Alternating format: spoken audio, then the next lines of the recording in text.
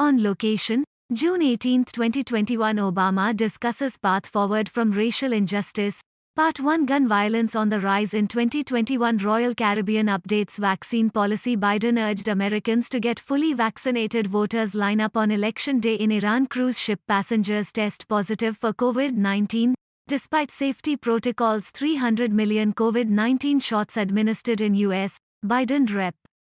Jim Clyburn says new Juneteenth federal holiday gives him hope. Congress recognizes Eugene Goodman, other officers who protected Capitol during riots. What's next after Biden-Putin summit?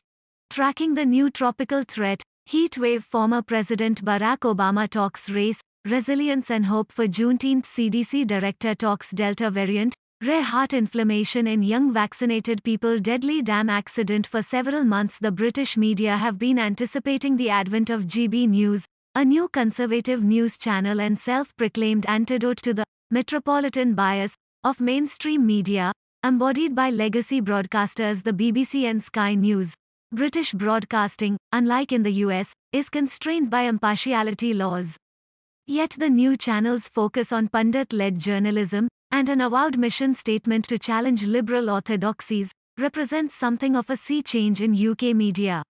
Critics have compared the channel to Fox News, but founders have dismissed the suggestions. Yet since its launch last Sunday, the new channel has been beset by technical problems. Anchors falling for spoof callers, the mislabeling of guests, audio issues and correspondents in the field staring blankly into space after they are teed up by the studio. Journalists at GB News have pleaded with viewer for more time, saying the issues are to be expected for a channel in its infancy.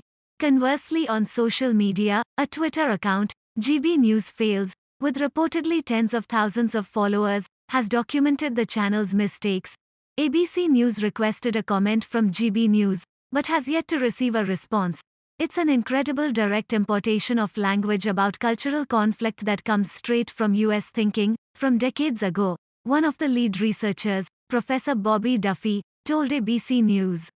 So it's a real phenomenon in terms of how quickly and how widespread our focus on that as an issue and a framing for cultural differences is.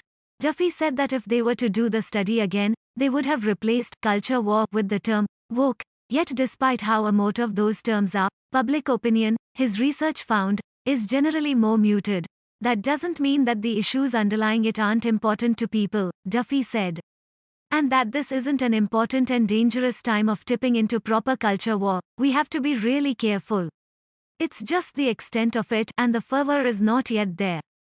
The thing about looking at the US is that culture war is a process. It takes time, over a long period. The UK may not be in the full grips of cultural division, according to the polls, but culture wars can evolve over a period of time, according to Duffy. Culture wars are not about disagreement, it's sort of about implacable conflict, he said. Where you've got one worldview that's utterly opposed to the other worldview and the people that hold that other worldview. And then you get really stuck with no compromise or no goodwill between different positions.